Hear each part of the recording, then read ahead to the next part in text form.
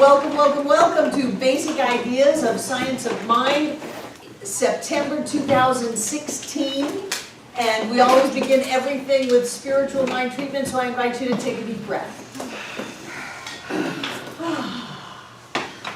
Please continue breathing. But what that does is that cues us to relax. It allows us to simply focus on our breath, to be in the present moment, and to release any distractions that we might have experienced prior to coming in. Leave them outside. You can pick them up later. And our work is to know. And we begin by knowing that there is one infinite, absolute, self-existent cause of all things. It doesn't matter what we call it. It's an energy and a creative force. It is a life and a love and a light. And that is all in all as all. And since that oneness is all that there is, then each of us is created out of that oneness. So take another deep breath. And just open up to that part of you that is one with all, that is connected to everything, everywhere, and every when. Open up to that part of you that is beyond the physical, beyond the emotional, beyond the mental. That part of you that is pure light, pure love, pure spirit. And as we open to that part of us, we know that there is huge power and creative ability that comes with that. And so we consciously direct our thought. We use this creative power to create more love, more light, more joy, more health, more prosperity, and more happiness in our lives. We choose to focus on that which we want to experience.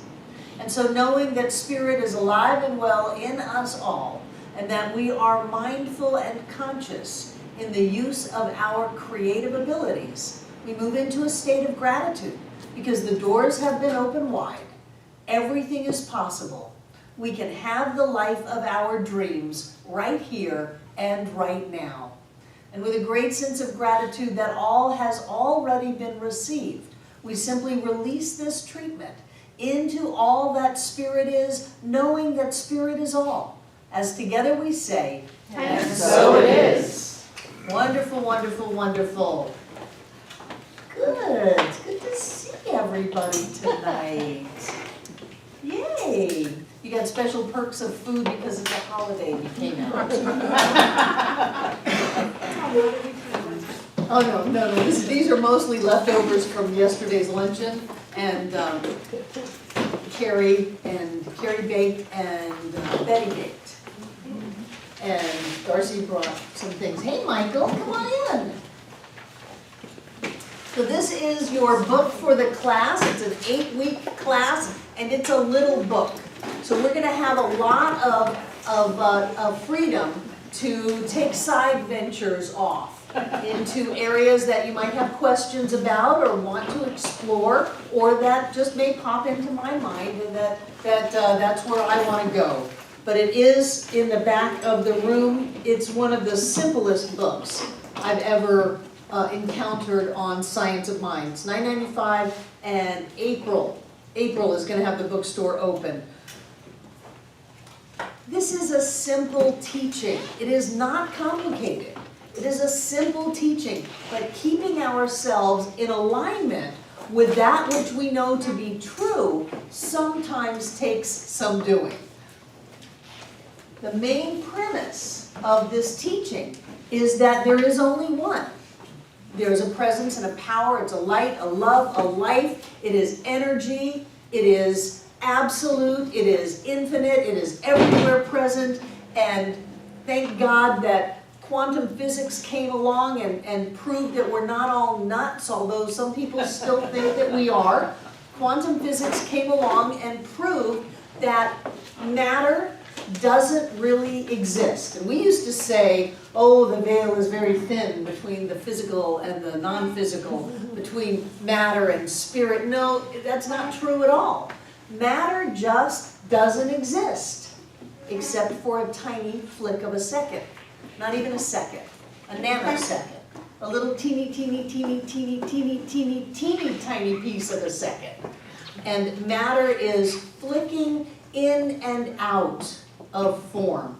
And that's a good thing for me to remember, because anytime I look at something and think it's solid, I go, no. It just came and went like a billion times in the last moment.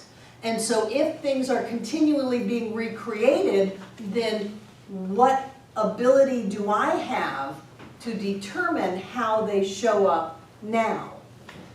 It always fascinates me that we can recreate our reality over and over and over again and recreate it the same way. It's like we're going to talk about physical health next week, and our organs are, even the doctors are saying that the organs are regenerating so quickly, they're regrowing themselves. What in the world keeps them sick? It's our thought that determines how they regenerate when they regrow themselves into a diseased organ. That's us, that's not the organ. The organ is perfectly capable of growing itself perfect, whole, and complete, but it is our thought. And so we look at all of the material plane and begin to be a little suspect. Maybe that's real, maybe it's not. Maybe that letter is saying something bad, maybe it's not.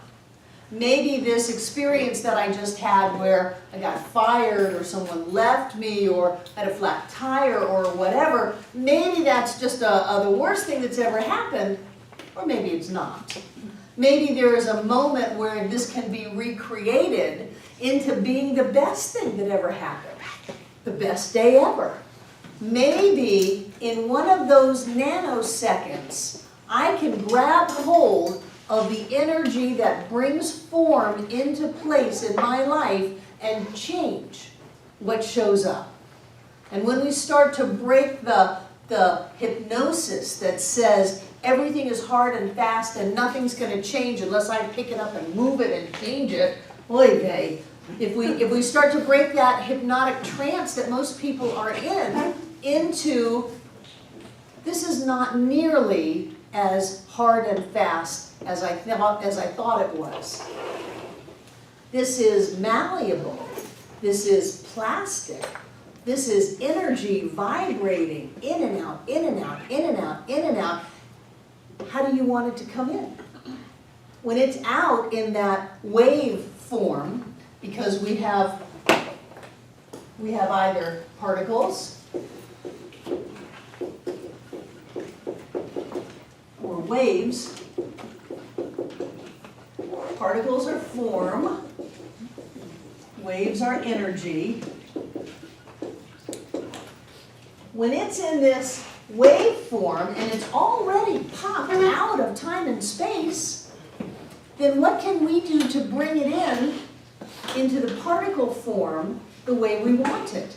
How can we flip something from being, oh no, this isn't any good for me, this is going to be an awful thing, to this is a great thing, this is a wonderful opportunity. I'm going to put a blessing in it and then I'm going to harvest that blessing. I'm going to know that everything works in concert and harmony for my good, and so whatever it is must be part of the concert and harmony and the support of life for me.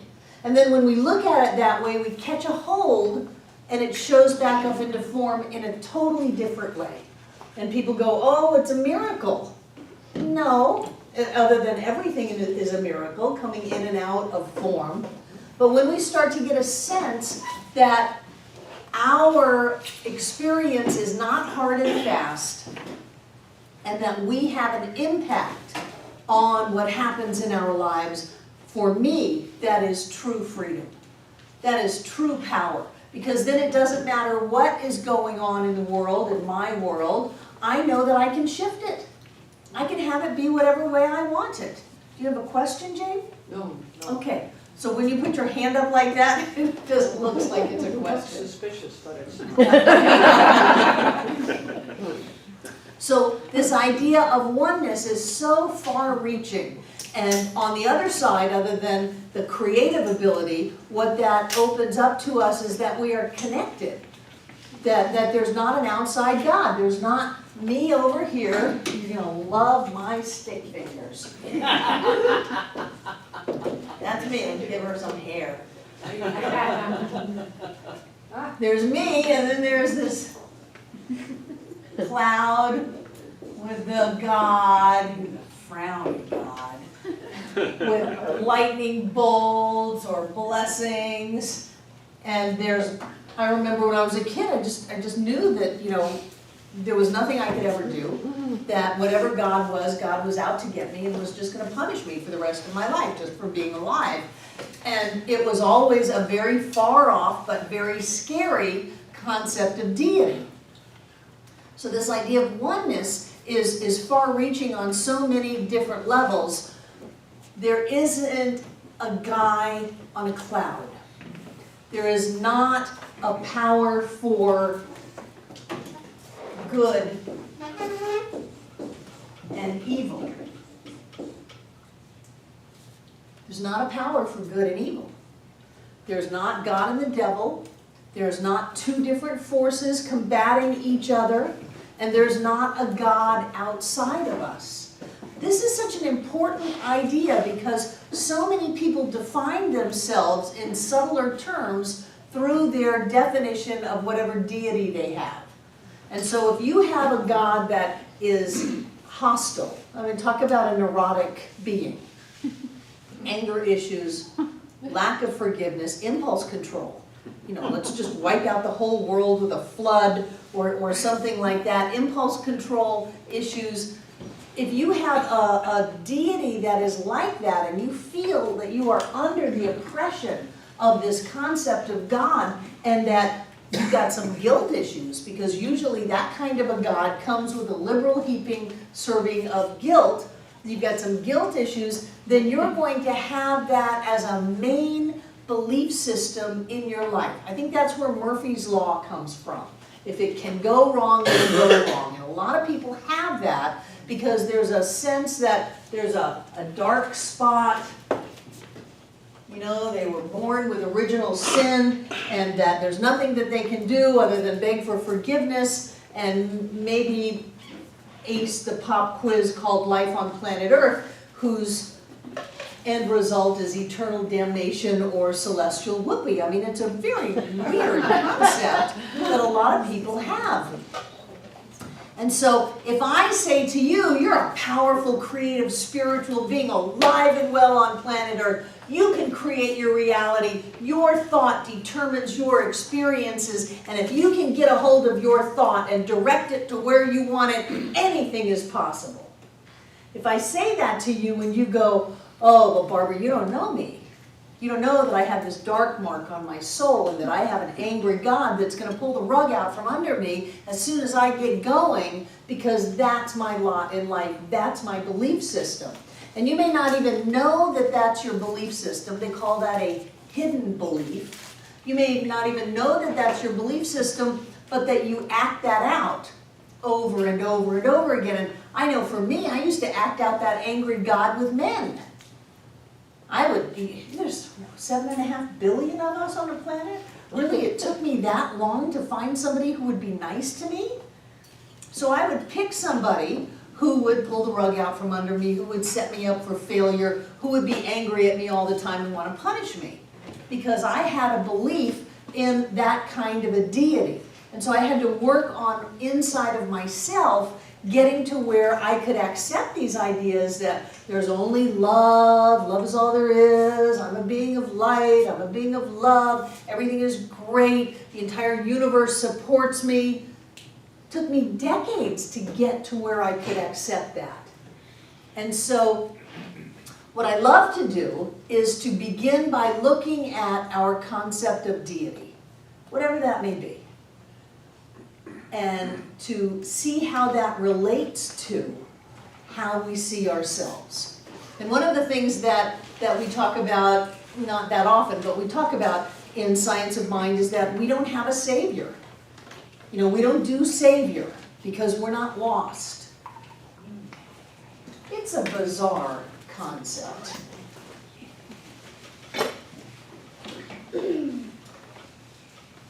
Not oneness at all. So here we have you, and we have a savior, And I'm not taking anything away from anybody who's got a connection with Jesus. Jesus was a cool dude. A lot of what he talked about was twisted. But you have a Savior. I mean, he didn't say he was coming to save you. That's human interpretation. And who do we have to be saved from? Satan. The devil. So, once you need to be saved, there's something to be saved from. And as soon as you bring that in the mix, there is no longer one. There is no longer simply a creation of life from a higher consciousness, a higher vibration, a higher state of being. There is something outside of us that can hurt us, take something away, do something to us. And then because of that, we need something to fix us, to help us, to intervene on our behalf. And that's a tempting thing. You know, there are sometimes I miss that, just to be really honest. I miss that, and some people like to translate this teaching into, this teaching saved me. No, it didn't. You saved you. You may have used this teaching, but you could have used another teaching just as well. You saved you, and you were ready to do that, and you could experience it. I didn't save you, Science of Mind didn't save you. I love the idea that it saved my life because you got to use that teaching to save your life. But it's you, because if it's not you, then someone can take that away from you. If you are not in charge of your life, it doesn't come in increments. You're either in charge of everything or you're not. You're either creating your reality or you're not. Everything is either one or it's not. It can't be a little bit. So we have this triangle, we'll get rid of it, as opposed to this idea that here we are, smiley face again, and here are the waves and the particles, and they are coming back and showing up in physical form. That if it's in our life, we created that. We are manifesting the actual atoms of our physical life. The same way that we are manifesting the state in our body, the state of our bank account, the state of our relationships, we're doing it all. This idea of oneness says that in order for a unity to exist, it must exist in its totality at every point simultaneously. It took me years to even figure out what that meant. In order for a unity to exist, it must exist in its totality. Otherwise, you could cut it up. A little unity here, a little unity there. That's what I was talking about yesterday until I started thinking that's going to be interpreted to the unity movement. Don't say that. You cannot chop a unity up, so it must be present in its totality at every moment simultaneously. It can't be Spirit is present here, now wait for it, here it comes, and Spirit is present here. It can't be, because then you have a place where there is no spirit, no oneness, no energy, whatever it is you want to call it. And if you have that, even just a little bit in the back of your mind, well, God can't be in this. This is too awful. God can't be in this. Spirit can't be in that. I can't have created that. Even if you have just a little bit in the back of your mind, you lose that whole concept of unity. And unity is the place of power. That I am the one in my life that chooses what I experience. I am the one that chooses how my life will be, regardless of the circumstances, because somehow I created those circumstances, and those circumstances have popped in and out of time and space between a particle and a wave 1 billion times. So I can catch hold of the popping in of any way that I want it to be, and they call that miracles. They call that instantaneous demonstrations. But I'm the one who's choosing how my life will be. And when I get a sense of that, things start to open up, because then you're not blaming people and circumstances. Well, I could have done that. You know, I could have been a contender. I could have had a great life. I could have been a happy person, except these things happened. No, we have that opportunity in every moment to experience our lives the way we want to experience them. It's us, because it is one. And then when I look at you, if, God forbid, I have fallen off the wagon of love and joy, and blame someone for something in my life, if I allow myself to think that way, then I've moved out of this idea of oneness, which gives me all of the power and prosperity and health and love and joy, and I've moved into the universe of suffering and struggle and sorrow. Because if I think that anybody in my life determines my destiny but me, then I'm lost. I'm a slave. I'm in a prison of my own making. I have no power over my life. I can't do anything.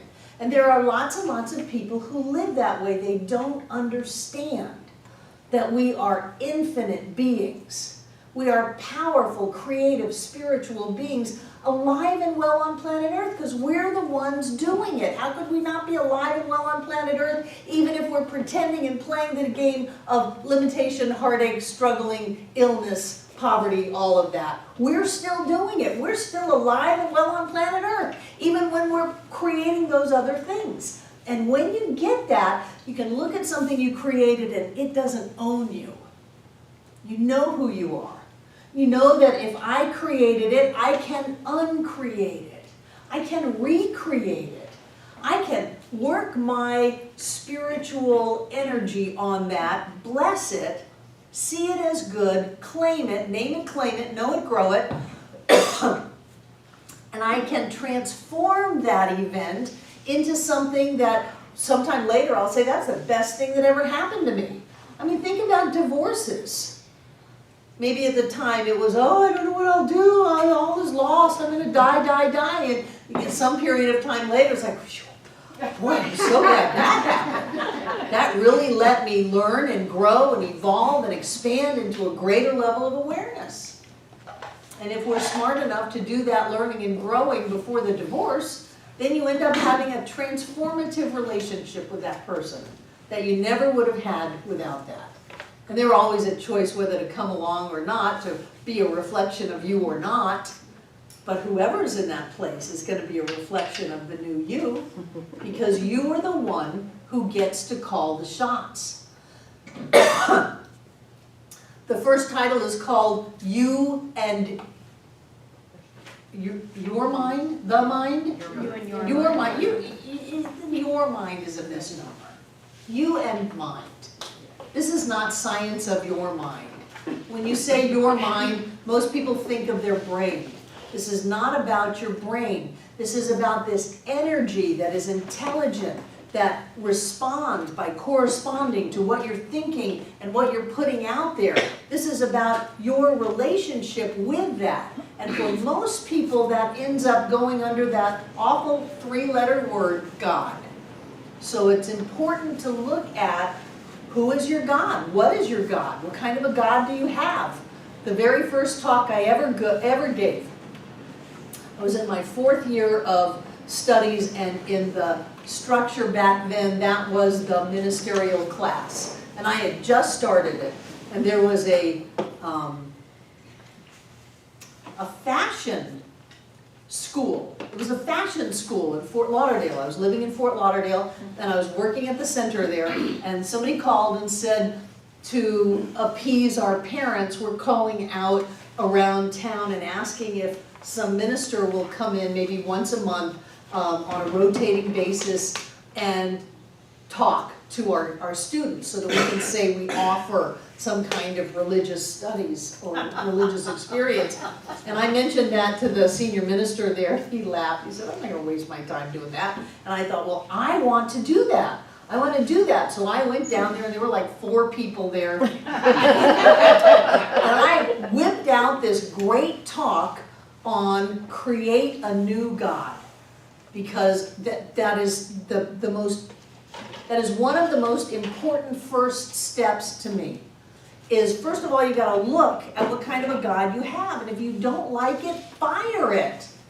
And there's no kids, fire their ass. If you don't like the God you have, get rid of them. Get rid of them, fire them, and then put a help wanted ad out. Wanted new God. I would like a God that is always happy, that is always supportive, and that always is present in my life, that can take lemons and turn them into lemonades and can provide all of the prosperity and health and joy and opportunity that I could ever possibly imagine. I want a God that's sole job is to peel my grapes. I want a God that is right there, my biggest cheerleader, saying, of course you can do this, of course you can have this. Don't you know that's why in this dualistic model, don't you know that's why I put you here? Was so that you could live this amazingly great life.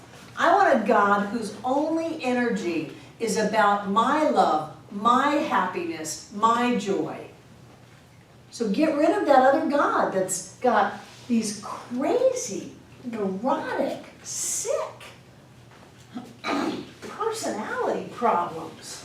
Get rid of them.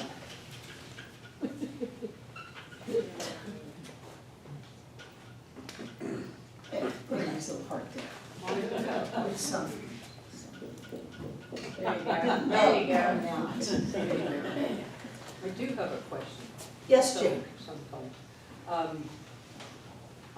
The doctor put me on an antibiotic, and it was doing real well, and I was doing fine. I was going to be fine. You are fine. Except his office phoned and said, "Oh, tests show that you're on the wrong antibiotic. Take this other antibiotic."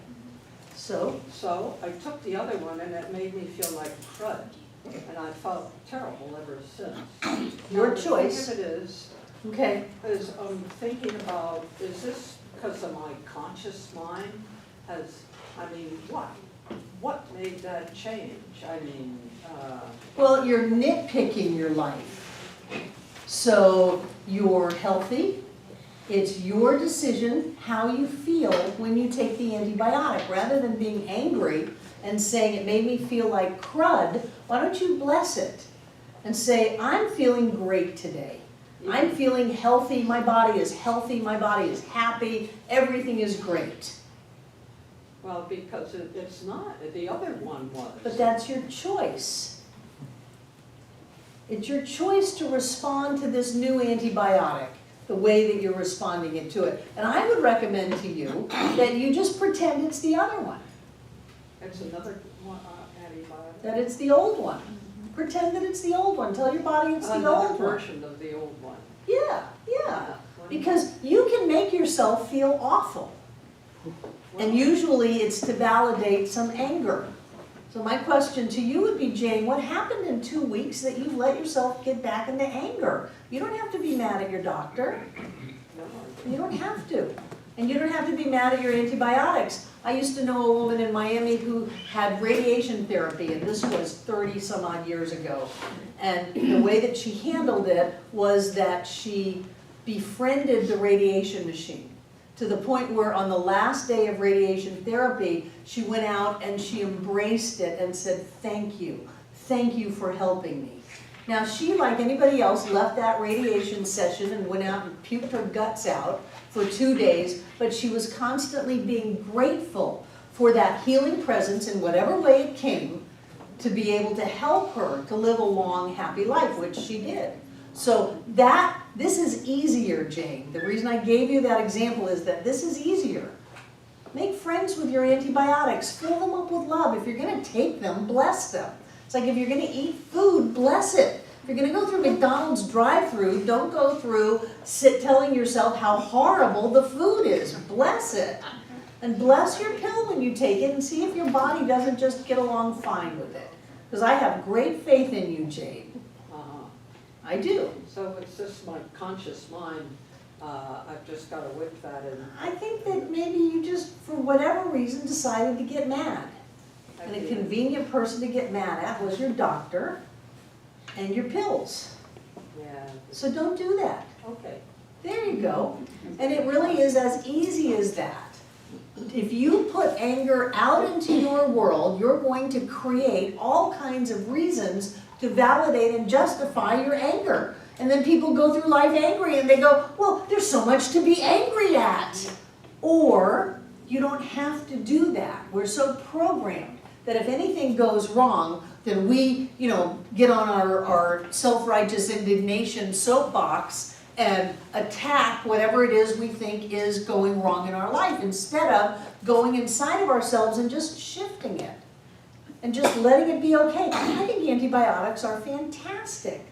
There are people all over this world that die because they can't get an antibiotic. So anytime we have anything like that, I always just bless it. And if you listen to me, Jane, if you put a blessing into it, you will get a blessing out of it. Because your thought controls your experience, and you control your thought. It seems so simple. It's such a simple teaching. If you name it, you will claim it. If you know it, you will grow it. If you think it, you're going to live it. If you let it come out of your mouth, it's almost in form right then. So think about what you're thinking about. Stop doing what hurts you. Stop thinking about things that hurt you. Even if, well, I had that experience. I'm just telling you what happened. No. Don't say it. Don't think it. Teach yourself how to control your thought to the point where you are thinking about and focusing on and energizing that which you want to experience. I mean, think about how your life could be. You could have more money than you know what to do with. Each and every one of us can have that. You can have a body that springs up out of bed filled with energy. You can live to be 300 years old if you want to. You can have relationships that are just so great. I just love you so much. You can have that. You can have intimacy and honesty and support. And you can have everything that you choose to have in your life. Just show up. Show up. Have somebody call. Have something happen. We're about to redo the kitchen because the people in the kitchen circle want 2 sinks to work in. Great. You want to go in there and wash dishes? I'm going to give you 2 sinks. So while we're doing that, we've got to tear up one of the countertops. Well, if we're going to get a new countertop, we might as well get all the new countertops. So wonderful. We've got new countertops about to show up. Now, Michael hasn't been here for months because he's been working on his house. And somebody new showed up yesterday whose job is to install kitchens. Wow. He spent the last couple of months in LA. He lives in LA. He lives in Asheville. He goes to Agape with Michael Beckwith, and he comes here. He says, I haven't been here in a few months. I would love to put your kitchen in.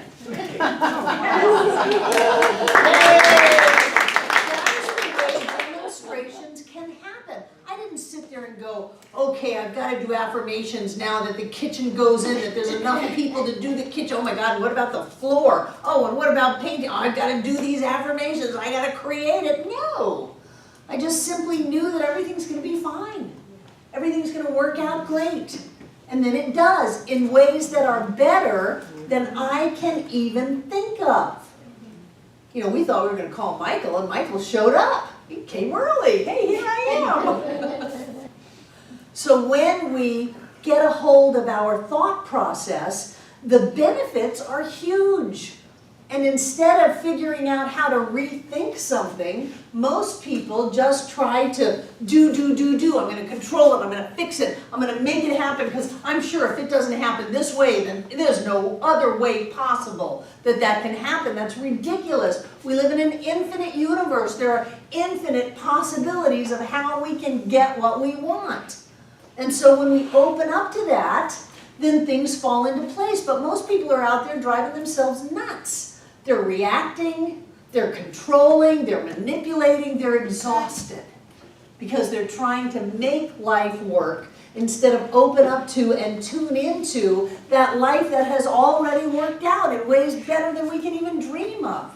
And so rather than just do, which only gets you do, step back, take a break, think about it. What am I thinking that is creating this obstacle? Well, I didn't think it. You weren't always making me wrong. Don't blame me. No, come on. Relax. What am I thinking? What is going on in my consciousness that is making this difficult? Well, I always seem to have difficulty in my life. Something is always difficult. So you have a belief that things are difficult. So it doesn't really matter where the difficulty comes from as long as we've reached our quota of difficulty.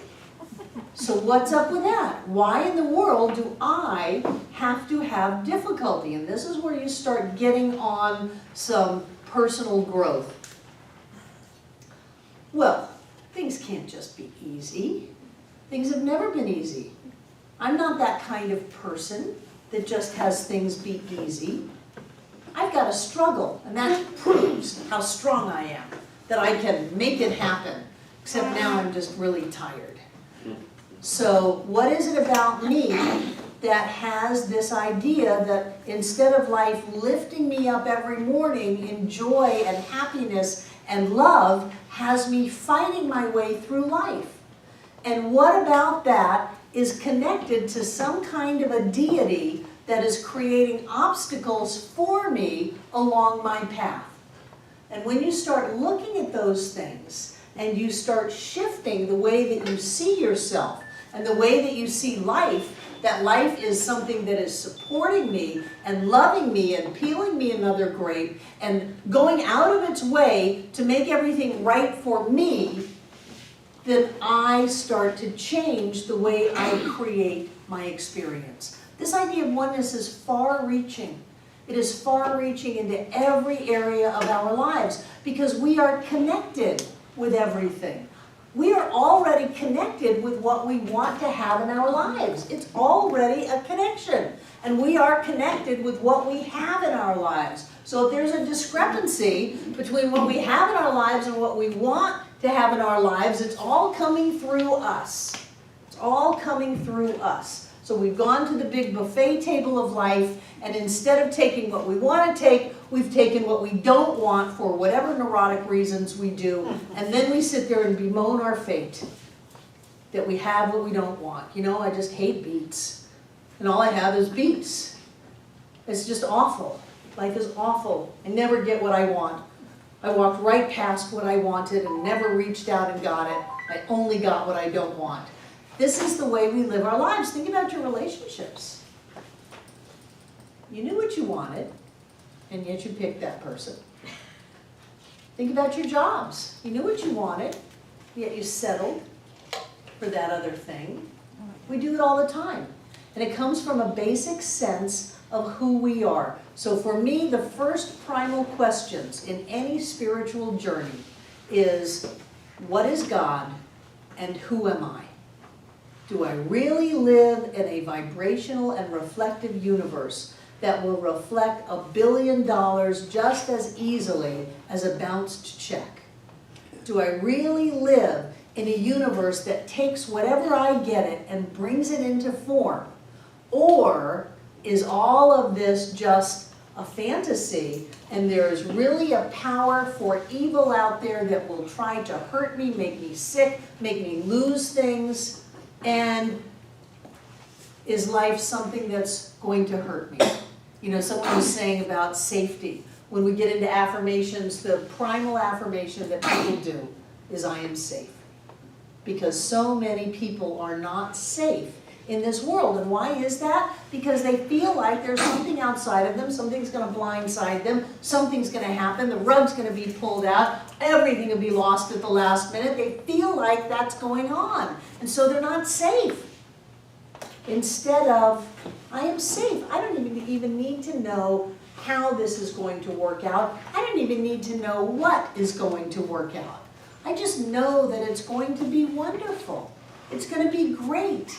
And I am open to that, and I'm feeling filled with that, and I feel that connection between me and everything and everywhere and every when. You know, the oneness thing is so fascinating because it is not only the space part, but it's the time part. You can't have space without time. You can't have time without space. And so in our connection, we are connected with the future. If I go out and get in my car and head east, then eventually I'll find myself going east because I got my car and I headed east.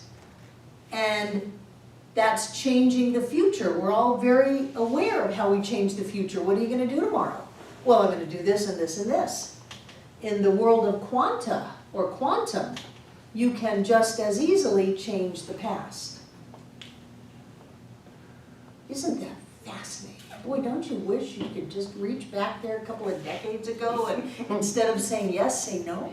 Or instead of saying no, say yes? You know, boy, I had a chance to buy in on that .com, you know? How is it that we are so locked into that the only flexibility and change we get is in the future? It's our belief. Mathematically, it goes backwards just as easily as it goes forward. And so when we are saying, this is a great day, this is a happy day, today's the best day ever, only good comes into my experience, I'm just having such a wonderful time, then that energy actually can go back in time and restructure events so that what comes into your path that moment of that day happened in the beginning. It started happening 20 years ago, 40 years ago, that things were set in motion so that this thing showed up in your life today. When you start to think about the implications of oneness, you can change the past, you can change the future, you have access to any information, to any knowledge that there is, you have access to every solution, to every problem, every answer to every question, everyone. You can pull people to you. And have you ever had people call you? Well, I was just thinking about you and the phone rang. It was weird. I was calling one of our people that joined as members a couple of weeks ago today, and I'm dialing and the phone rang and that was their name on my phone. I just pulled them right in. I didn't even have to wait for the phone on my end to ring through. Their phone that they started calling a little bit before I did rang through, and then there they were. Now think about how that works with other things. When the economy did its backflip in 2007, 2008, Michael Beckwith talks about how he was in meditation, and he just got this sense that he should get out of the stock market. And so he went to see a stockbroker and said, you know, I'm just feeling intuitively guided to just get out of the stock market. I just want you to pull everything today. So that when it all crashed the next day, and don't think his stockbroker was happy about it, when it all crashed, he was completely out of it. Wow. You have access to events in the future. And although Nina is the Oracle of Asheville and psychic as can be, we all have access to that. Haven't you ever had anything whisper to you? Go here, don't go there. Yes. Do this, don't do that. And if you have the courage to trust that and to know that you are connected with all that is, and so life is supporting you, so this guidance, if it's not paranoia, if it's real guidance, is something that it's okay, you're safe to follow that. Think about the implications. This idea of oneness is huge. It means that I am you and you are me. That everything in my life is an extension of me. That nothing can hurt me, nothing can take anything away from me, because how can anything be taken away from me if it's all me? It's all mine. It's like when people lose things or think they've lost things, they call me and I say this little ditty. There's nothing lost in divine mind. How can anything be lost? You would have to have spirit and then this particular set of car keys that are lost. They are obviously out of divine mind. They're out of the oneness. There is no unified field over here where the car keys are. It's all one. And when you start to think about that I'm connected to my car keys. I'm connected to that perfect and right path that is mine to take. And I have access to all of the wisdom and all of the information and the intelligence to go forward on that and to be supported by life to take those steps. When you start thinking that way, then things open up that you had closed the door on. Because it's not like the universe wasn't knocking. Sandy, hello Sandy. Sandy, I'm your genius, I'm your bliss. Here I am, Sandy. And if we don't open up that door, then we can say, oh, I don't get any of that. No, of course we do. It's right here. It's part of us. And when we open up the door, people say, oh, it finally started to come in. No, it was always there. Always there knocking. Hello, hello, hello. Wake up, wake up, wake up. Look around. Stop it. Do something different. Hello, hello, hello, hello. That's how Spirit talks to me. Because it's all coming through me anyway. So one of the most empowering things that I think this teaching gives is the ability for us to regain control of our lives without being controlling. To regain control of our lives in that it's not our genetics, it's not our story, it's not our education, our race, our gender, our sexual preference, our age, it's not any of that. It's not our socioeconomic background. It's nothing on the outside. It's all about us. That what one of us has ever done, all of us can do, and that we can do even more than that. You remember when they broke the 4-minute mile? Then everybody could do it. What's up with that? Did we get longer legs? No. We got a new idea. A new idea, new thought is a new idea. It's a new way of looking at things. It's a new way of living life so that we can create the life that we want to live. And as long as it's on the outside, as long as it's, well, my ex did that to me, the economy, I'm only making this amount of money, this is what the doctor told me, as long as it's in that realm, then we are powerless. But our ability to use our thought to manifest our dreams is so empowering to me. It's so uplifting. It's so wonderful. It's like when John and I were playing on the stage yesterday, and he said, well, I'm only working on 5-minute-old information. What happened? I said, we spoke the word. We spoke the word and we manifested it, because that's what happens. We open up to the idea and it shows up. We claim it and it manifests. We get an opportunity to look at life a little bit different, and things shift. And they shift just like that. Just like that. You don't have to wait. I love the idea of, I'm not interested in being patient. I'm interested in being clear. And as soon as I am crystal clear, the demonstration will be there. Ernest Holmes says, truth known demonstrates instantly. And so if it hasn't shown up in my life yet, for all of the billions of nanoseconds of flashing in and out of form, if it hasn't shown up in my life yet, it's because I am not clear enough to have a vibrational frequency of alignment to that which I want to have.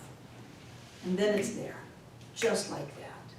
And then people show up that I didn't even know existed. And they do things that I had no idea how they would get done, other than, of course, we'll do that. And somehow it's going to work out. And one of the tricks is not to allow yourself to get into that old reactive limbic thought process. You've got the different parts of your brain. You've got the frontal cortex, which is good. It takes a lot of blood to think in your frontal cortex, your logical, rational brain. And then you've got a little lizard brain in the back of your head, in your brain. It's called limbic. And it's all about survival. It's all about reaction and survival. And so if you feel like something outside of you can hurt you, and then something is created by you in your world that looks like something is going to hurt you, you automatically flip into your limbic brain. And when you do that, then it's all about saber-toothed tigers and fight or flight, and you're not thinking. So it's very important for you to develop an awareness of when you are being reactive, when you are working out of your limbic brain, when you are only seeing, like this, because all you're seeing is this one thing. And you notice that when that happens, you start repeating yourself. Has anybody ever been through a traumatic experience? Most people talk about it over and over and over and over again. They're stuck in that limbic reactive brain. And so when you start hearing about yourself, repeating yourself, that's the time to step back and, very importantly, breathe. Everybody take a deep breath. That changes everything. Changes all of your biochemistry, your brain chemistry. It allows your blood to get back into the front of your brain. It gets you out of that fight or flight scenario. It's so important for you to learn how to watch yourself. And those of you who are just starting out in this, when you find that everything has gone awry, march backwards. What happened? What were the circumstances? What did I think? How did I feel? What did I do based on that? Well, they looked at me sideways and I thought that they were being an ass, and I went over and I just socked them. And who knew that I was going to get beaten up through all of that? So march it backwards, and to see that just because someone looks at you sideways doesn't mean that that has anything to do with you. Just because someone or something appears like it might have the ability to hurt you doesn't mean that it can hurt you. And if you can stop that reactive process and breathe and know that all is well, I live in an abundant universe where there is more than enough for all. So if this left my life, I didn't have it. Only that which is mine I can keep. That which is not mine I cannot keep. No one can take anything from me that is mine. If they took something from me, it wasn't mine anymore.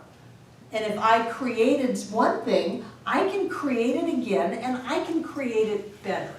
So when we start changing those ways of being in the world, and we start uplifting them and upgrading them, then we start creating better and better and better circumstances. Everything is malleable. Everything is plastic. The table is not there. And when you realize that if we were all very, very clear, we could just make all the tables vanish. And if we want to, we could bring them back. We can do that with the power of our thought. We can do that in our physical bodies. People make themselves sick all the time. Make yourself sick all the time. And people have feelings all the time.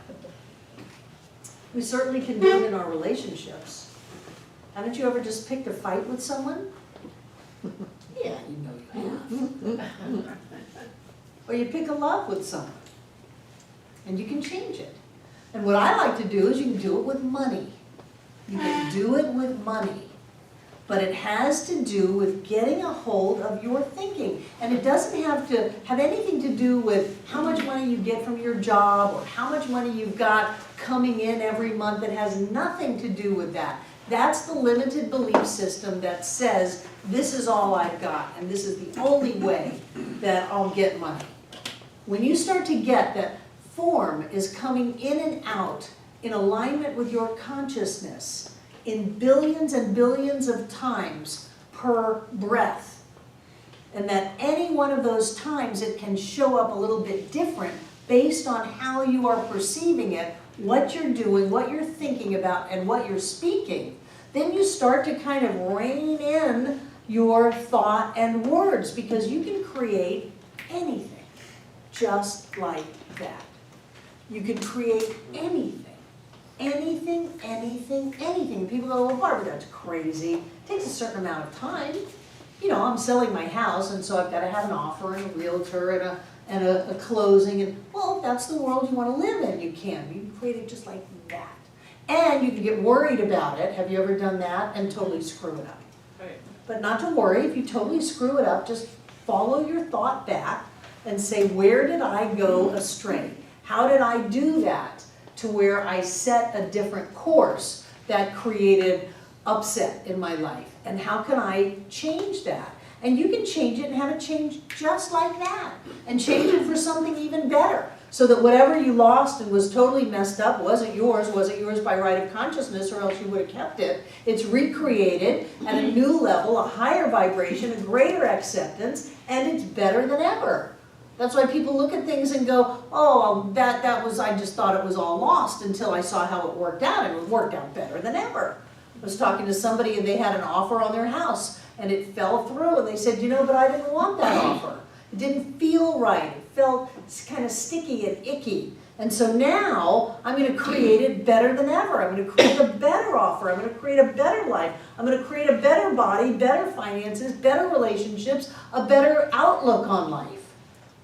Because however we look out is what we get back. Darcy. I was just gonna say, I've been noticing lately when I speak what I want out loud in a demonstrative way, that things come to me much quicker. Right, because you are clearer. Is that what it is? How many years have you been sitting in this room? About 7. 7 or 8. So yes, yes, when you speak it, it comes clearer. I mean, it's just been amazing. I mean, I go to work and I sing and I say things out loud. I said my treatment for money out loud, and I just tell myself out loud what's going to happen that day, and I set the tone, and next thing you know, the phone's ringing and things are just clicking. Just Right. boom, boom, boom. Right. You can make it go the way you want it to go. You can make it all go away. Thank you very much. You can. But if you make it all go away, don't despair. Give yourself a pat on the back. Wow, look what I did. If I did that, I can do it differently. I can recreate it. The problem with having an outside power is that if that outside power does it, there's nothing we can do to bring it back or to recreate it in a better way. So if we did that, we can redo it. We can create it better than it ever was before. And if we're continually working on ourselves, opening up to that presence of spirit in us, as us, is us now, and we are feeling that and experiencing it and seeing it in everyone and everything in our world, we're claiming it as good, we're knowing that all is well, then we're raising our vibration, we're raising our consciousness, and the new things that come into our life are in alignment with that higher consciousness, that higher vibration. So when we create something from that place, it's better. It's happier, it's more joyous, it's more of a win-win for everybody. It lifts us up. When we do it from that place, it gets better, and there's no end to that place. We just keep growing and growing and growing and growing. But if you let yourself move into the idea that says, my life is separate from me. You are separate from me. My money is separate from me. My body is separate from who I am. If you move into that realm, then you have no power and no ability to create the life that you want to have. It's got to be that this is me. It's all me. You are all me. Spirit as us. You know, we're all in this together, that kind of thing. We're all connected. We're all one. The native indigenous teachers used to talk about the golden spider web that connected every being in the universe.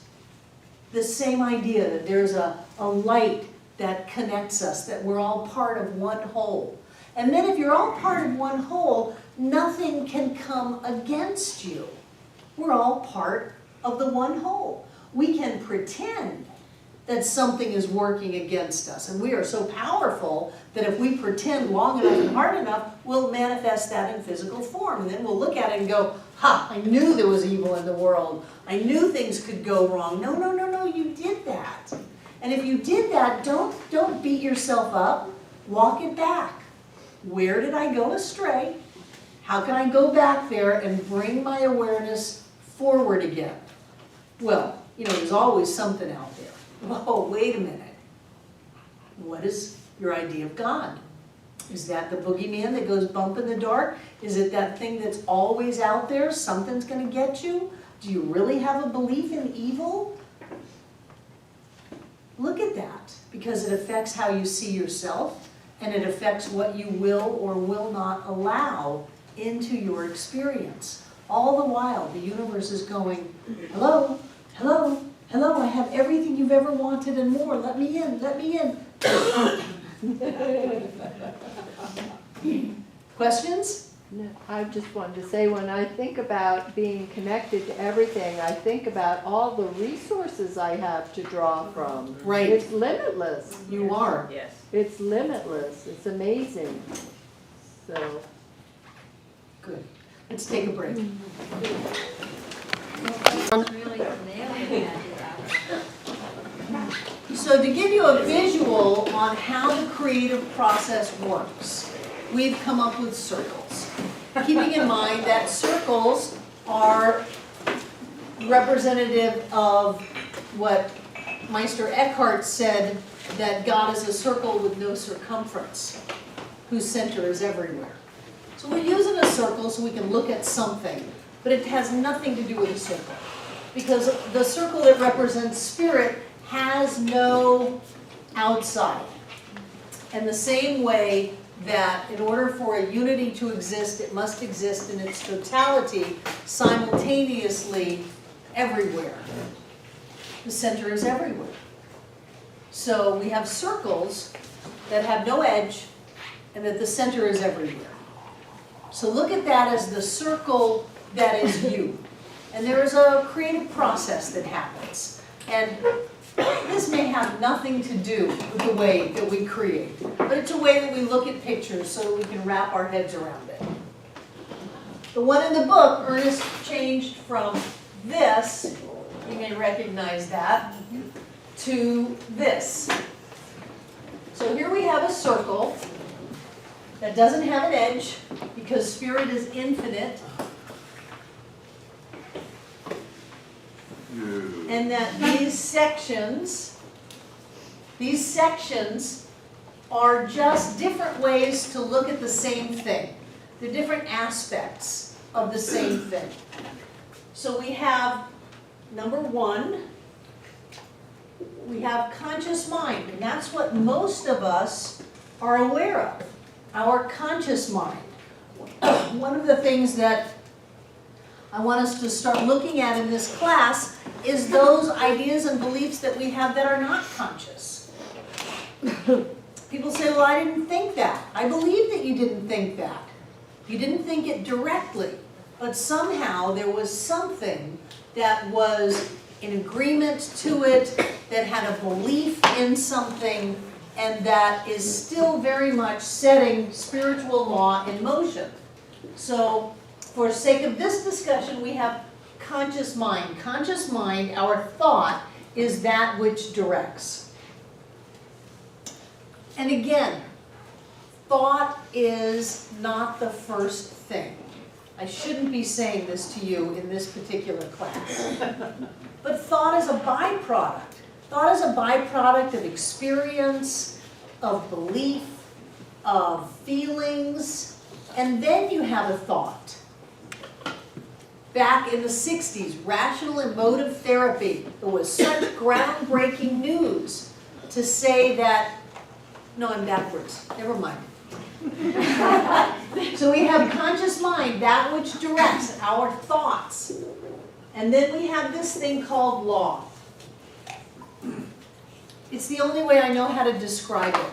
It's a law in that it will do the same thing over and over and over again. It will make Bill Gates a billionaire. It will make you a billionaire. If you set the same thing in motion that someone else did, you will have the same result. It's no respecter of person. It doesn't say, oh, I really like you, Susanna, but you over there, I don't like you. I'm not going to operate for you. It's like it doesn't matter who flips the switch for the lights. They will come on.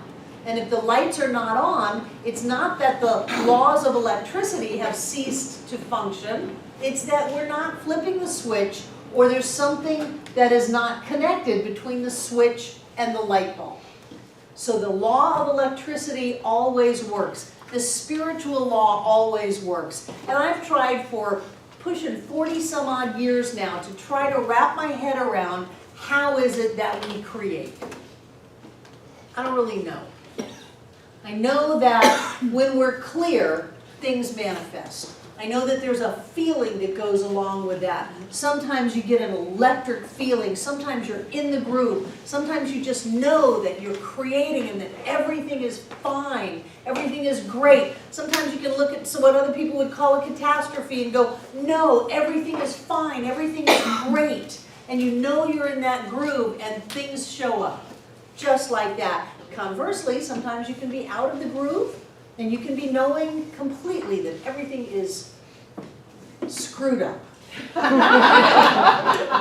We may not have children in the room, but we are still going over the World Wide Web. Everything is lost, everything is a disaster, and we will create that because we have our intention and our energy with that. There's something, I call it a law because for me it's as cut and dry as that.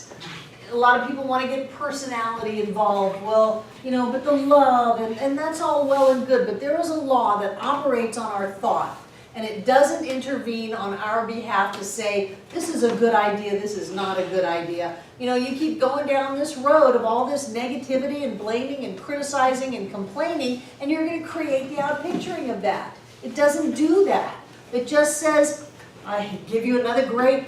You know, here's another grape of a manifestation of negativity and a manifestation of fear. And here, how about a bankruptcy thrown in there and a car accident? And how much more do you want? What do you want to focus on? I'll give you anything. It is a law. It will fry you every bit as much as it will light up your room. It is a law. So I like that word because it obeys and creates. Doesn't matter what seed you put in the soil, it's going to bring it to life. The farmer plants a field of corn. If you leave ground open, the wind will plant weeds. The soil's going to grow them no matter what seed is put in it. It's our job to pick the seed. That's in the conscious mind. So in this, we call it a creative medium, a law. It is subjective thought. And that is that it is subject to.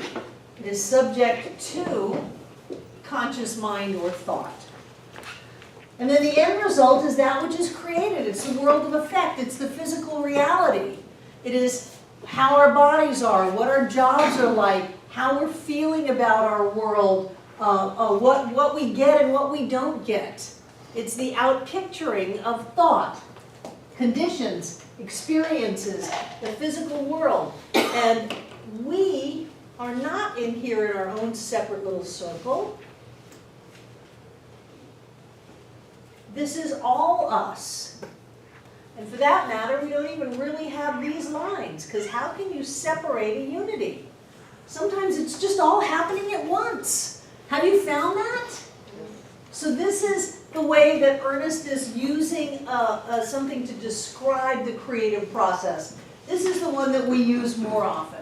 We have spirit, which is conscious mind, that which directs. We have law, that which obeys and creates, creative medium, subjective thought. And we have body, that which is created, the physical world, conditions and experiences. So we have thought or cause. We have law, and then we have effect.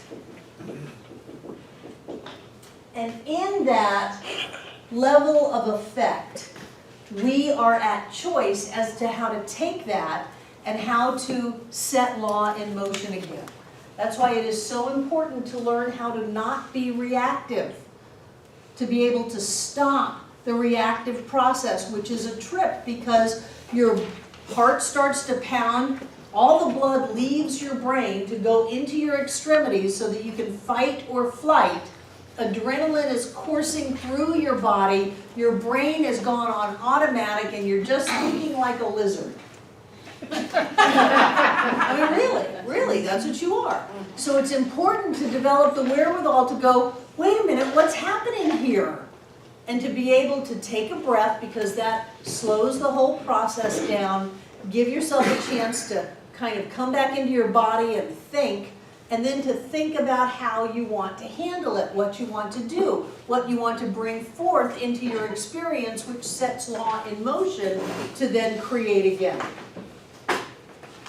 There's a part in here that is called race consciousness.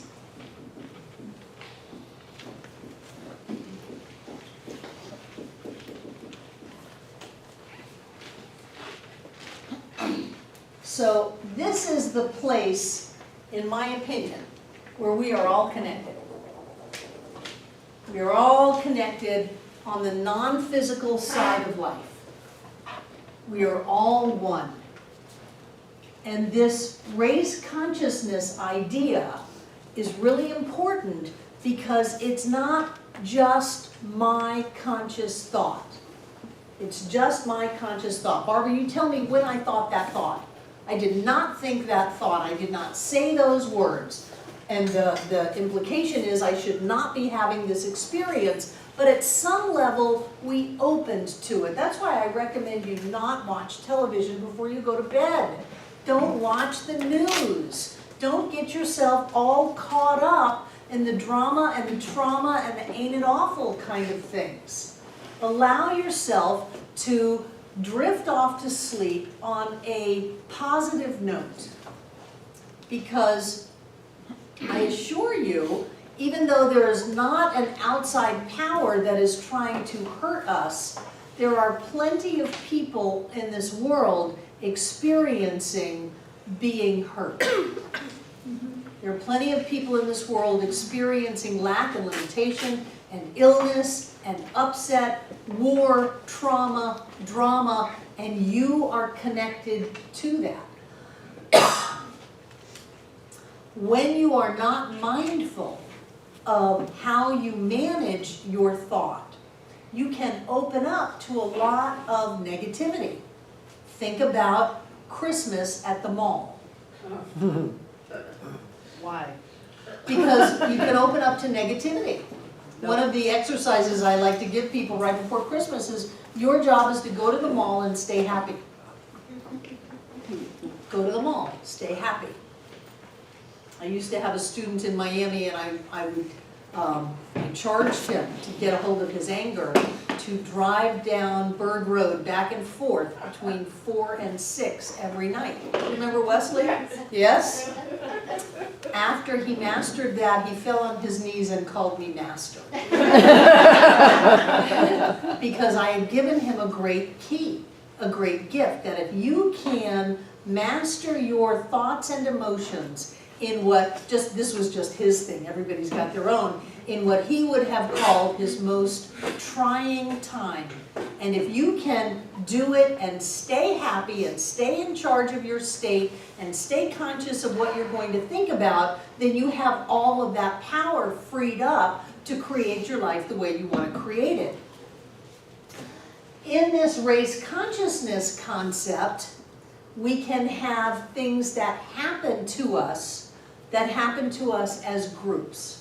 And it's not uncommon on this very first night of class for the question to be brought up, what about Hitler? How does that work? Hitler. If we're all creating our reality, how did that happen? How did the Holocaust happen? What about children that are born with illnesses? What is that about? What about rape? What about people that are hurt? What about that? And so, because that's a very real question, I want to ask you what you think about that. You don't know. Good answer. Good answer. When a child is born into this world, are they, just a brand new little being? No. What are they? They're spirit. They're an immortal soul. Some would say they have been on this earth plane for lifetimes. Many, many, many lifetimes. Some would say they've been alive forever. In what form, I don't know.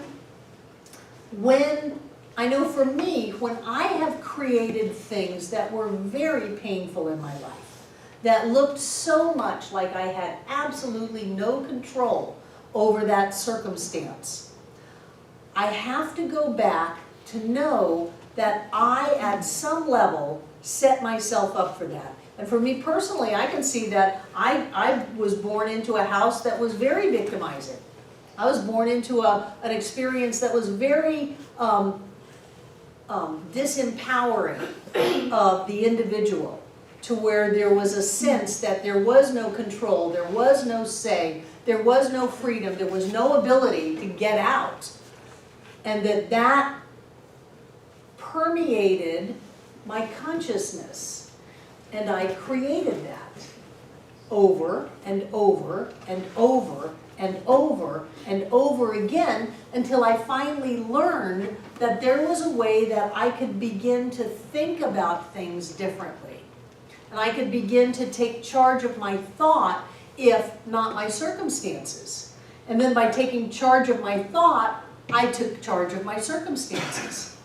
So when we have big questions like, why is there hunger? Why is there disease? Why is there poverty? The only thing that I can say is that that is an outpicturing of the consciousness of the whole. And I believe that it is very much our job to be raising that consciousness. It doesn't mean that pain doesn't exist. Pain is a given. Suffering is optional. You know, we did something, we had something hurt. How many times are we going to go back and re-experience that pain? Understanding that it's not that simple to just bring yourselves back into the now moment and move on. But if we don't master that ability to let go of the past and move into the now moment and move on, we will continue to experience the pain over and over and over again. It's like someone asked the Dalai Lama, how can you be so happy when the Chinese took your country? And he said, they already took my country, why should I give them my happiness? But that takes a lot of self-discipline to not go into that generalized belief system that says someone can take that away from me. So I want to ask the question, what do you think about these things that happen to people? How does all of that show up in this belief that we have, this teaching that we have that say we are creating our experience, every one of us? I mean, my dog is creating her experience. Everybody is creating their experience. I believe the trees are creating their experience. The rocks are creating their experience. That we are spiritual beings in a spiritual universe governed by spiritual law, and that law is creative. And yet, some of the experiences that we create are not great. How does that fit? That's a real question. Yeah. I like the example that you've given before about how we choose like the experience we want to have. So maybe the people experiencing the Holocaust or whatnot chose that to, find, come in and find something. Yeah, before birth, sorry. Yeah, What? come into this world. Right. Into So this world. They chose to have that pre-birth they would experience. choose Yeah. something. Yeah, I like Okay. what you said that. Yeah, because before. John said that they chose like that to help everybody else learn a lesson from their experience. It sure brought a different level of awareness up. Yeah. What else? What do you think? Morgan. So, it seems like for the human race, it's very easy to fall into that lack and limitation. And as you were pointing out, we need to raise ourselves higher than that to break out of that. It's almost like thinking outside of the box. Right. Sandy. I think that when a baby comes into the world and they go out relatively quickly, they can change their mind too. Right. I had a brother that after 3 days said, I don't think so. Maybe I bit off more than I can chew this time around. I'm out of here. They can change their mind. Sure. And if life is eternal and there's nowhere to go, then there's nothing wrong with leaving this physical form. And I don't care how you leave. People say, well, we've had members of this center have death by suicide. It's the phrase now. Death by suicide. That's fine. It's fine. However, if we choose when we come in and when we go out, then every death is a suicide. We're just choosing it. I think I'll go by this disease, or I think I'll go by this car accident, or I think I'll go asleep at 103. It's all the same thing. We're choosing to leave this world. And there's no judgment on that, staying or going. Who else? What do you think? Well, I think Dan and I have had this discussion. The thing that bothers, if we have difficulty with, would be children or anybody who has a disease, especially children. And we both, both have experienced this, I especially, who have life-threatening diseases, we've seen them in the hospital, and they are choosing to have that cancer or that disease. So we're, You don't think they are? On a No, I don't conscious think they level, are. I don't think they are. I think they're learning from the experience, but some of them are dying from, I mean, So if they're not choosing on a conscious level, because you're right, a child doesn't come into this world and go, I think I will have a painful, debilitating disease. not that they came in with it, but let's say somewhere along the line they have it. So they're not doing it consciously, and this is part of the lesson. How does that work in these models? Where is that happening? Could be the parents. Betty, Some of it's race consciousness. race consciousness, And as far as, I mean, at least in my belief system, when a child comes in with a debilitating disease or a birth defect or whatever, it was something that they decided on a soul level before they entered this rotation. so at some level, now a soul level is not a conscious thought. Again, we're dealing with things beyond the conscious mind. If we think that we are only our conscious thought, we are so limited. There is so much more to us than that. Hold on, Troy. Linda. Can some of it be the consciousness of your parents? Sure. Ernest wouldn't treat for kids. He would only treat for their parents. I still don't, no. I don't see a 5-year-old all of a sudden getting a brain tumor that's life-threatening. They're leading a happy, wonderful, exactly what we were talking about, that kind of a life. That's all they know. I just don't accept that. Okay. So what about an eternal being that has been alive millions of times in physical form, who has incarnated on this plane and for some reason chooses that path? We don't need to know what the reason is, that's not our business. But either we are creating our realities or we're not. And if one of us isn't, none of us are. And this is an important question to really grapple with inside of you, because none of us likes the pain aspect of it.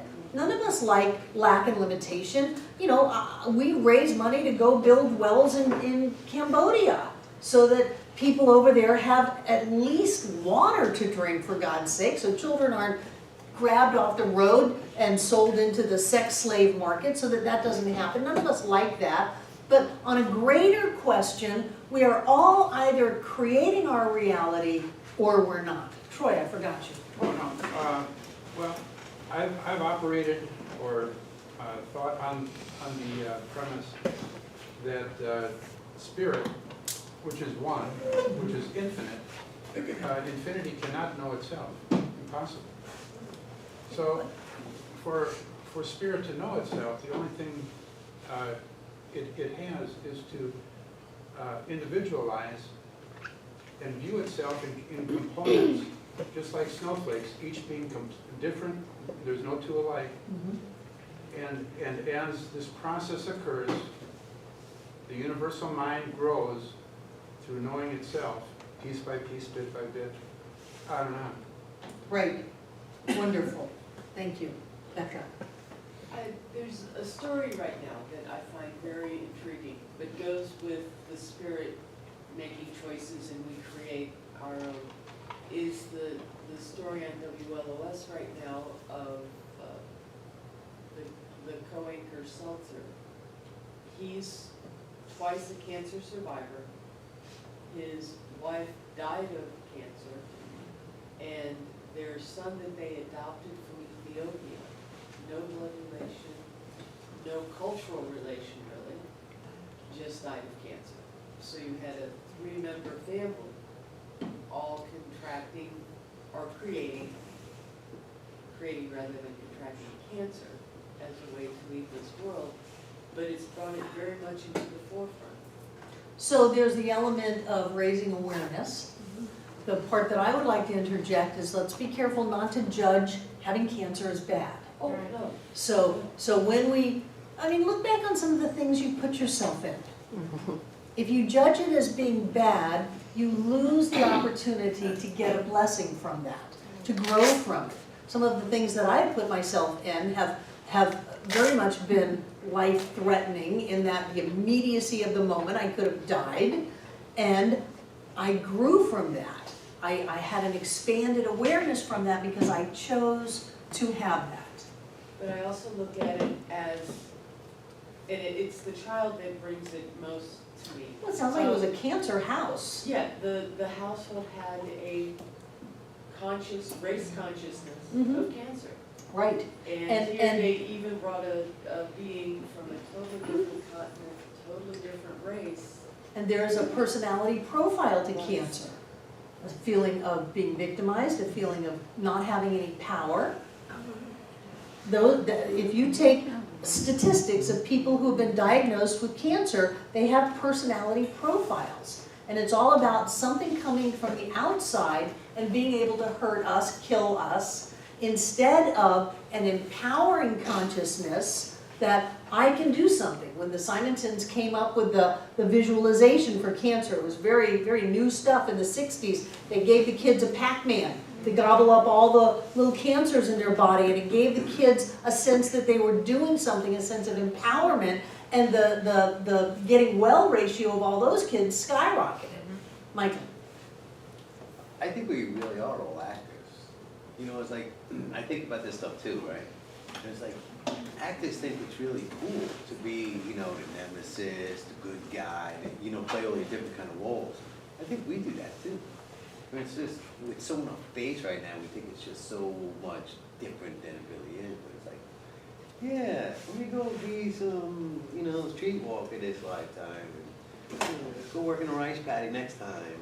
And, you know, it's like, we're not here but for a minute in cosmic time, right? So it's like, we think it's like such this big deal when it's really nothing. We're only here for a minute, we're just playing a game, right? It's just a big game.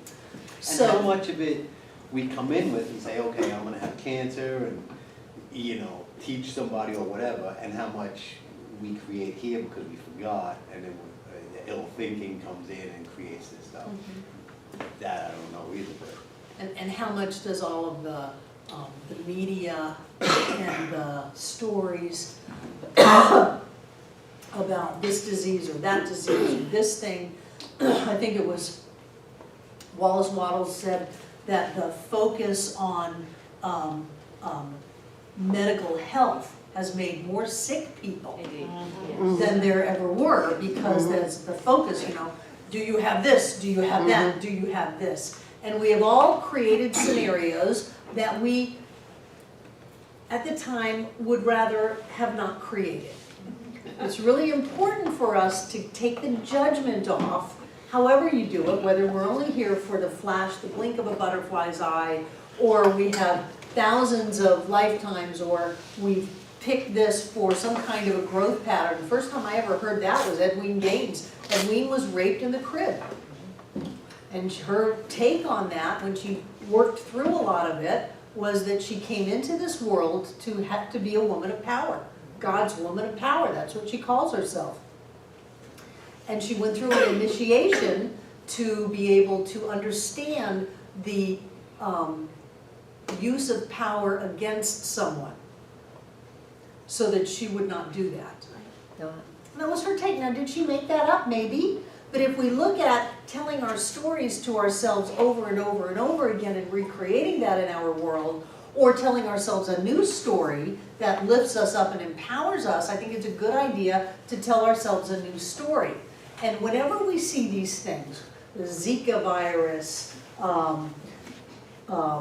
people starving to death, genocides, you know, all of that stuff that question us to say, are there things outside of our power? Is there a force for evil? Then we're moving into that idea that is going to have an outside God, and we are not going to live the life that we could live. Dan? By that reasoning then, cancer is part of God. Absolutely. Is what? Cancer is a Part of constructive force in the body. It has no destructive force to keep it in check. Cancer is an amazing cell. It just grows and grows and grows and grows and grows until the host is dead. Of course, everything is a part of God or everything isn't. Everything is God or everything isn't. And these are really important questions to look at. Morgan. So like with Edwin Gaines working through it, do you take that growth, that working through with, like, to your next evolution in life? I think that every bit of growth that we have forever. And whether or not we're evolving or having incarnations in life or wherever we go and whatever we do, I think that what we get, we keep. I'm not sure we keep our personality, Right. but those steps of love and expansion and light and all of that, I think we keep forever. I forgot your name. I'm gonna wear a name tag from now on. It's Denny. Denny. Yes. My confusion about all this is how come it happens in such large amounts of people in one area like Syria, for instance? There has, well, tell me, what do you think? I don't know. I've pondered this a lot, and I think about this a lot because it hurts me somehow. And Well, be mindful of the hurt because I know. you get a charge off of that. But let's look at the idea that there might be a cancer house. Might there be a war country? That people are so ingrained in that consciousness, it's all they see. They keep creating it over and over and over again for generations. It's all they know. on a multiple scale, like more than, Sure. many Millions of people, Like yeah. 9/11's another example that comes to my mind. Well, just look at the Mideast. Look how long they've been fighting. Yeah. And look at people that have a feeling that there's not gonna be enough. That there's not gonna be enough. How they create that over and over and over again in their lives. Look at women and all of the growth that women have done in terms of having the right to vote, having, owning your child. I mean, recently, women just flat out didn't own their kids. If they left the marriage, the man got the kids because the women didn't have any rights. And so women are going up, they're growing through that. And that's something that's easy, the whole civil rights movement that says we are all equal, we are all the same. This is new stuff on the planet. At least the planet that I know about. Once we've evolved and we change the past, it'll be a different planet. But this is a new concept. Slavery is still alive and well all over the world. They're chopping off hands and heads and all kinds of things. And I think that it's important to stay clear that it's all God or none of it's God.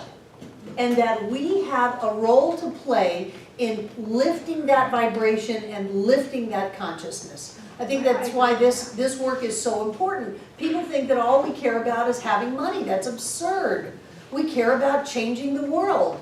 We care about creating a better life for every man, woman, and child on the planet. That's what's important about this teaching. But to do it, we have to be clear inside of ourselves. And these big questions deserve the time for us to answer them and come to some kind of resolution. B. And Dan. I've heard the concept of that this is all part of the evolution. And it's the evolution of consciousness, evolution of mankind, evolution of spirit. And Right. Who was it who was talking about spirit looking into itself and creating out of itself? Yeah. That it's just all to lift. Right. That's why the work in South Africa was so important after apartheid, where they had the forgiveness trials. I mean, just huge. You killed my family, and I forgive you. One after another, after another, after another. That was a huge breakthrough in consciousness for all humanity. Sandy. Something just totally, I think I had an aha moment or something, it could happen, and does, a lot. With Syria, 9/11, slavery, you had mentioned something that now totally makes sense to me. We travel in groups. Oh, I think we travel in groups. Yeah, and nobody has ever determined how big those groups are, so I'm wondering if that could be. What do you mean? What do you mean travelers? Oh, I just have met so many people for the first time that I knew. that I feel like we have a band of brothers and sisters that we incarnate in lifetimes with. That's just my personal Yeah, opinion. like a lifetime you spent with somebody else before. Yeah. Right. And the interesting thing about this whole conversation is we live in the safest time in recorded history. There are less murders, less war, less poverty, less illness than we've ever had. You telling me the world was killing each other more More, before than ever? yes. It's just Yeah. reported more How's that now. even possible? It's We just didn't even have that reported, many Well, people. and disease. We didn't live long, Michael. 25, we were out of here. and it's the media nowadays, everybody knows immediately when something happens. But what that does is that gives us an opportunity to lift up in consciousness and to see ourselves and each other. You know, you gotta see yourself as the perpetrator. And that for me was always the hardest one. Oh no, I'll be the rapee, but not the raper. Oh, it's gotta be inside of me too. And then that's where compassion comes in. That walk a mile in somebody else's shoes. Have compassion instead of reactive vengeance. You've gotta be able to bridge that gap and to see the oneness of it all. And what that does is that opens up our hearts, it opens up our minds, and it lifts us all as a humanity. And I think that's the real work. April. My thought is, I mean, I know everything is God. And all I can really grapple with is how I perceive it. Right. And that's what it's all about. That's what it's all about. Our job is Yeah. to see God in everything and everyone. In terms of abusers, everyone who abuses was abused. Indeed. Period, end of story. Yes. You don't have anyone just pop up and say, I think I'll abuse. That all happened to them, and so there's a stop the cycle, you know, stop the insanity, stop the cycle of abuse. And we are that point through love and compassion and clarity that stops that. Susan and then Troy. I think the point was made. Maybe Troy and Susan. Ladies first. It's okay, go ahead, continue. It's all right. Thank you. It's a matter of perception, how we view ourselves. Do we see ourselves as individuals, as egos, as competitive creatures that actually are born and die? Is that who we are? Well, then it's easy to see the world as a really crazy place. If, however, we shift that perception and we see ourselves within God, as God, through God, it can be really the biggest game ever played, a universal game of learning, a game with a point to it.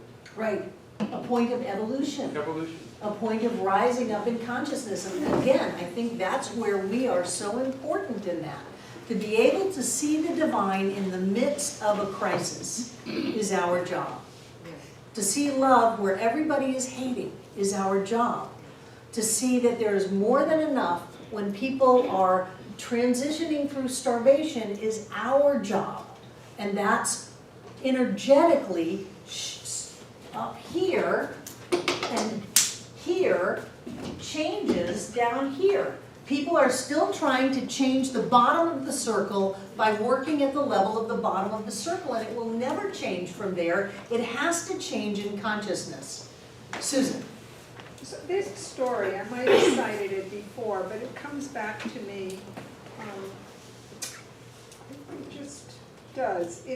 There was a man, and he was a metaphysical, spiritual guy on a path, and he was friendly and open, and he was Santa Claus at Christmas time, and he thought of himself as very loving and giving and open-minded.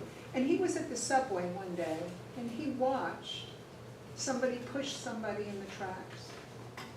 And all that he could tell himself to get over it, he couldn't get over it. He wound up in therapy with this. He just couldn't get over it. And what came back to him, and I don't know the path that it came back to him, was the hatred that he felt for that other person, and that there was just an aspect of himself, is what was told to him. And he said, no, I'm Santa Claus, I'm loving I'm and good. I'm giving I would and never I'm do good." that. I would never do that. I would never push anybody off the track. But was pointed out, he pushed people away emotionally. Mhm. So it was a little piece or a different piece, it looked different, but it was the act of pushing, Right. and he got that about himself. Because why was he in that place? Everything that is happening around you is a reflection of you, and there are other people involved. It's a cosmic dance, but there are no accidents, there are no coincidences. Everything is a reflection of our consciousness. And when we can start to look with kindness and forgiveness and love into all of those circumstances from this vantage point of oneness, one of the questions is, where is that for me to heal? Why was it in my world if it's not in my consciousness? Otherwise, I would have been looking the other way. And I would never have seen it, never even known about it, never heard about it. But because it was there, it's in my consciousness. And if it's in my consciousness and it's come up to heal. So it's our job to heal it. And one of the biggest ways we can do that is through love and compassion. Not judging somebody wrong. I've heard people say that Hitler was one of the greatest gifts to people. You know, whoa, that'll set you back and let you look at some things. And so as we look at these basic ideas, and if you don't grapple with these right away, then you'll sweep them under the rug, and then the demonstration that you want will be good, and the demonstration that you didn't think you wanted will be bad, and it will be because something is lacking in your consciousness, because you're not ready, because you haven't grown enough, and it'll be the same crap of a God outside that is not giving you what you want because you don't deserve it. So you've got to look at these ideas. What is God? Who am I? And what's going on? How does all of this fit together? Very basic ideas to start this journey of science of mind. Any other questions or comments? God, I'm so proud of you. You're so willing to look. I have a question. How long does it take before this is an egg? I've been working on this for 45 years. And I'm still working on it, but I tell you, I'm getting better. Okay. Yeah, you are. I'm getting You better. are. I'm getting better to look at something and to go, I don't care how real that looks. That is only as real as I make it. Nothing is real unless you make it real. Nothing can touch you unless you allow it to touch you. You have to give agreement. For that matter, you gotta lasso it and pull it into you. And if you are pulling in circumstances that you don't want, it has to do with what you think of yourself. And you cannot think of yourself as a powerful, creative, spiritual being alive and well on planet Earth with an outside God that will hurt you if you don't live up to some expectations. There's no compassion in that. There's no love in that. You look at yourself and you forgive yourself, you love yourself, and you come into present moment and you move on. Okay. I'm trying to remember your name. Denny. Denny.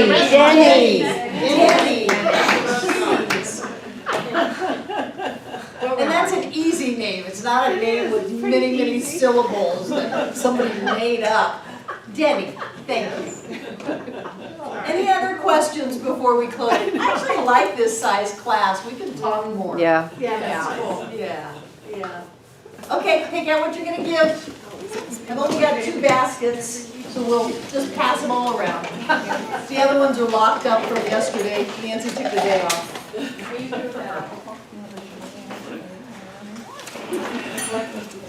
Remember, your outer wealth is a reflection of your self-worth. Your outer worth is a reflection of your self-worth. So spend time on ousting anything that makes you feel less than. And move into that idea that you are a being of light, a being of love, totally supported by all of life. That God lives and moves and has its being to peel you a grape. And so I know that as we give this gift tonight, that it moves out from us, sets spiritual law in motion, and comes back to us multiplied abundantly. I know that each and every one of us is a powerful, creative, spiritual being, alive and well on planet Earth, that all is well in our lives. I know that we are healthy, that we are wealthy, that we are filled with joy, and we succeed at every turn. I know that we are blessed. And I know that each one of us comes together this night to make this center for spiritual living all that it was ever meant to be. It is a place of peace, a beacon of light, a tower of strength, and a fountain of wisdom that touches the lives of all who call it home. So it is. Pass this around. And for those of you listening online, thank you for going to the Donate Now button and generously contributing to the work of this center. Breathe it in. Breathe it in. Whatever God is, God lifts us, supports us, opens us. Whatever life is, it is abundant. It is a bounty. It is a blessing. And I know that each one of us is blessed. Everything in these baskets is blessed. And our center is blessed. We have got the best teaching and the best center and the best people ever. And I know that that is because of our energy that we put out. So I know that as we gave this gift, that which we are went with the gift. It fills up this room from the floor to the ceiling, all between the walls. This air is rich and blessed with God as us. It touches us, it blesses us, and it heals us, it awakens us, it lifts us. And in so doing, it awakens and lifts all of humanity, circling this globe and shooting out into the stars. I know that the work that we do is holy work, that all is well, and so it is. So it is. So it is. I love you guys. Have a wonderful week. I'll see you Sunday, if not sooner.